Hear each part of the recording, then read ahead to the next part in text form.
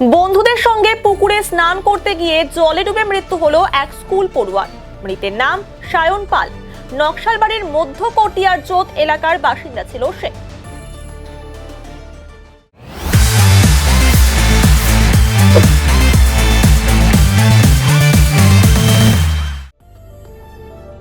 মঙ্গলবার সকালে বন্ধুদের সঙ্গে নকশালবাড়ি আশ্রম সংলগ্ন একটি পুকুরে স্নান করতে যায় পঞ্চম শ্রেণীর পড়ুয়া সায়ন ও তার বন্ধুরা।